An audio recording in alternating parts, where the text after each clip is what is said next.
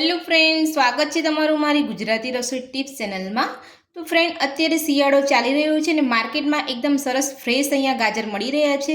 તો આજે આપણે બનાવીશું ગાજરની બરફી। તો ગાજરની બરફી બનાવવા માટે મેં અહીંયા 500 ગ્રામ ગાજર લીધા છે। તો ગાજરને મેં અહીંયા ઉપરની છાલ કાઢી અને ધોઈ અને આ રીતના કટ કરી લીધા છે। તો સૌથી પહેલાં આપણે અહીંયા ગાજરની બરફી બનાવવા માટે એક મિક્સર જારની અંદર આપણે અહીંયા ગાજરને પીસી લઈશું। તો 500 ગ્રામ આપણે અહીંયા ગાજર લીધા છે। તો ગાજરને આપણે અહીંયા થોડા થોડા કરી એટલે કે 2 વાર લઈ અને મિક્સર જારમાં આપણે પીસી લઈશું। તો જ્યારે પણ તમે આ રીતે ગાજર પીસો ત્યારે તમારે ધ્યાન રાખવાનું છે કે ગાજરને આપણે અહીંયા એકદમ સરસ રીતે આપણે અહીંયા પીસવાના નથી, આપણે અહીંયા અધકચરા પીસવાના છે। ઢાંકણ બંધ કરી અને ગાજરને આપણે અહીંયા અધકચરા પીસી લઈશું। તો તમે જોઈ શકો છો આપણે અહીંયા મિક્સર જારમાં એકદમ સરસ રીતે આપણે અહીંયા પીસી લીધું છે। તો આ રીતે તમારે અહીંયા મિક્સર જારમાં ના થાય તો તમે અહીંયા ચોપરની અંદર તમે ચોપ કરી શકો છો। હવે આપણે અહીંયા પીસેલા ગાજરને સાઈડ ઉપર રાખી લઈશું અને આપણે અહીંયા ગાજરની બરફીની અંદર ઉમેરવા માટે આપણે ડ્રાયફ્રૂટને મિક્સર જારમાં પીસી લઈશું। તો ડ્રાયફ્રૂટ તમે તમારી પસંદગીના અહીંયા લઈ શકો છો। તો આપણે અહીંયા અડધી વાટકી કાજુ બદામ લીધા છે, એ આપણે અહીંયા ઝીણા પીસી લઈશું। તો ડ્રાયફ્રૂટને આપણે અહીંયા પીસી લીધા છે। તો તમારે આ રીતના ડ્રાયફ્રૂટ એકદમ બારીક આપણે અહીંયા પીસવાના છે। તો હવે આપણે અહીંયા એક વાસણમાં કાઢી લઈશું। તો હવે આપણે એક વાસણમાં ડ્રાયફ્રૂટ જે પીસ્યા હતા આપણે મિક્સર જારમાં એ લઈ લઈશું। અડધી વાટકી આપણે મિલ્ક પાવડર લઈશું। અડધી વાટકી આપણે અહીંયા કોપરાનું છીણ લઈશું। બધું જ આપણે અહીંયા મિક્સ કરી લઈશું।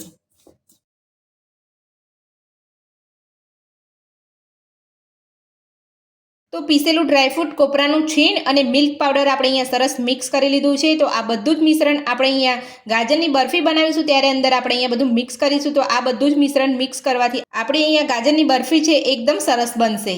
તો હવે આપણે મિક્સ કરેલા મિશ્રણને સાઈડ ઉપર રવા દઈશું અને આપણે અહીંયા ગાજરને આપણે અહીંયા કૂક કરી લઈશું। તો હવે આપણે અહીંયા પીસેલા ગાજરને કૂક કરવા માટે કઢાઈ મૂકી છે, એની અંદર આપણે અહીંયા 2 ચમચી જેટલું ઘી ઉમેરીશું। ઘીને આપણે અહીંયા ગરમ થવા દઈશું। ઘી આપણું અહીંયા સરસ ગરમ થઈ ગયું છે। તો હવે આપણે અહીંયા પીસેલા ગાજરને ઉમેરી લઈશું। બધું જ મિક્સ કરીને આપણે અહીંયા સરસ રીતે સાતળી લઈશું।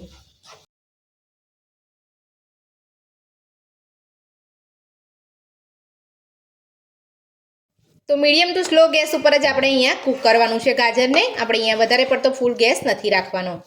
તો અહીંયા ગાજરનો કલર બદલાય ત્યાં સુધી આપણે અહીંયા ગાજરને કૂક કરીશું। તો આ રીતે અહીંયા મિક્સ કરતા જ રહેવાનું છે આપણે અહીંયા, જ્યાં સુધી આપણું ગાજર સારી રીતે અહીંયા કૂક ના થઈ જાય। તો તમે જોઈ શકો છો આપણે અહીંયા ગાજરનો કલર બદલાઈ ગયો છે। તો હવે આપણે એમાં 2 વાટકી જેટલું દૂધ ઉમેરીશું। તો દૂધ આપણે અહીંયા ફૂલ ફેટવાળું જ લેવાનું છે। તો ફૂલ ફેટવાળું તમે દૂધ અહીંયા લેશો તો તમારી અહીંયા બરફી એકદમ સરસ બનશે। તો દૂધ આપણે અહીંયા ઉમેરી લીધું છે। તો આપણું દૂધ બળે ત્યાં સુધી આપણે અહીંયા ગાજરને આપણે અહીંયા કૂક થવા દેવાના છે। તો આપણે અહીંયા ગાજર ડૂબે એટલું આપણે અહીંયા દૂધ લેવાનું છે। તો આપણે અહીંયા મલાઈ કે માવો ઉમેરવાની આપણે અહીંયા જરૂર નથી। આ રીતે તમે બરફી બનાવશો ને તો તમારા ઘરે મહેમાન આવશે ત્યારે પણ તમે અહીંયા મહેમાનને પીરસી શકશો અને મહેમાન પણ તમારા અહીંયા ખૂબ જ વખાણ કરશે। તો દૂધ ઉમેરીને આપણે અહીંયા આ રીતે બધું જ મિક્સ કરતા રહેવાનું છે।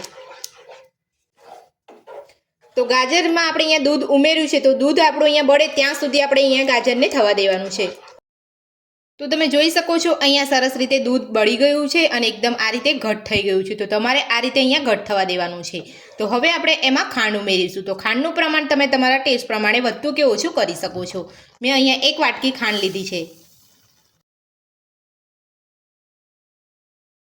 તો ખાંડ ઉમેરીને આપણે અહીંયા બધું જ મિક્સ કરી લઈશું। તો હવે આપણે અહીંયા ખાંડને સરસ રીતે ઓગળવા દઈશું, ત્યાં સુધી આપણે આ રીતે અહીંયા મિક્સ કરતું જવાનું છે। તો ખાંડની અંદરથી પણ અહીંયા પાણી છૂટશે એટલે આપણે અહીંયા ખાંડને પણ અહીંયા ઓગળવા દેવાની છે અને અહીંયા થોડું ઘટ થવા દેવાનું છે। તો ખાંડ ઉમેરીને આપણે અહીંયા મિક્સ કરી અને આપણે અહીંયા કૂક કરી લીધું છે। તો તમે જોઈ શકો છો સરસ આપણું અહીંયા ઘટ થઈ ગયું છે। તો હવે આપણે એની અંદર પીસેલા ડ્રાયફ્રૂટ, કોપરાનું છીણ અને મિલ્ક પાવડર જે મિક્સ કરીને રાખ્યું છે એ આપણે અહીંયા ઉમેરી દઈશું।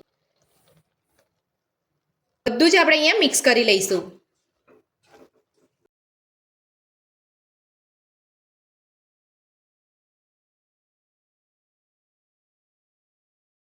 તો બધું જ મિશ્રણ ઉમેર્યા પછી આપણે અહીંયા પેન છોડે ત્યાં સુધી આપણે અહીંયા બધું કૂક કરવાનું છે।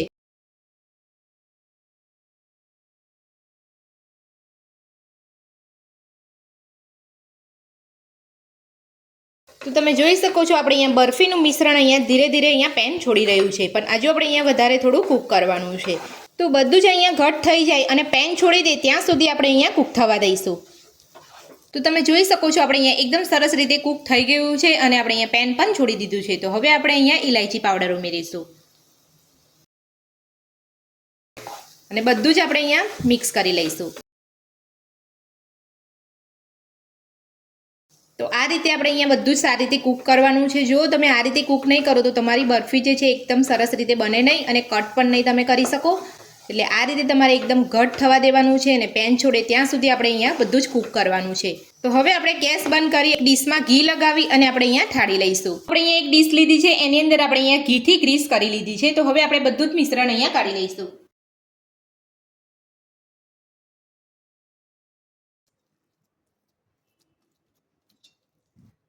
તો આ રીતે આપણે અહીંયા એક ડીશમાં ઘી લગાવી અને ઠાળી લેવાનું છે.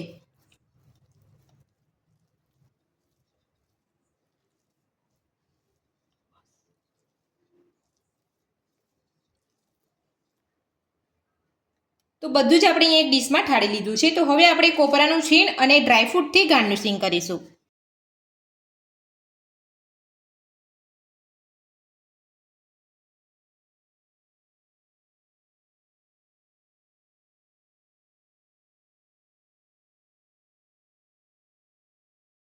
તો ડ્રાયફ્રૂટ અને કોપરાનું છીણ નાખીને આપણે અહીંયા ગાર્નિશિંગ કરી લીધું છે. તો હવે આપણે અહીંયા ચમચીની મદદથી આપણે થોડા ડ્રાયફ્રૂટને આ રીતે દબાવી લઈશું.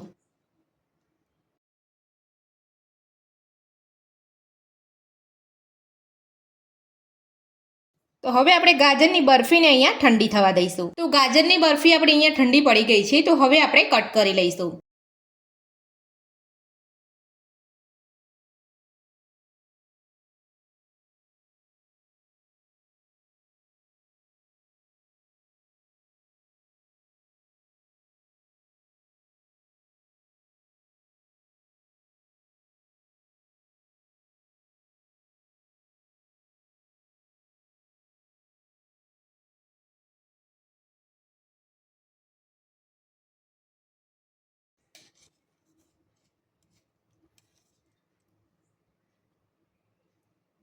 તો તમે જોઈ શકો છો એકદમ સરસ આપણી બરફી અહીંયા તૈયાર થઈ છે. બધી જ બરફીને આપણે અહીંયા કાઢી લઈશું. તમે જોઈ શકો છો એકદમ સોફ્ટ અને એકદમ સ્વાદિષ્ટ આપણી અહીંયા ગાજરની બરફી બનીને તૈયાર છે. એક પ્લેટમાં આપણે અહીંયા ગાજરની બરફીને આપણે સર્વ કરી લીધી છે. તમે જોઈ શકો છો દેખાવમાં પણ એકદમ સરસ લાગે છે. તો ગાજરની બરફી બનાવવાની રીત તમને મારી કેવી લાગી મને કોમેન્ટ બોક્સમાં જરૂરથી જણાવજો. રેસીપી પસંદ આવી હોય તો વિડીયોને લાઇક કરજો, ચેનલને સબસ્ક્રાઇબ કરજો, તમારા મિત્રોને જરૂરથી શેર કરજો.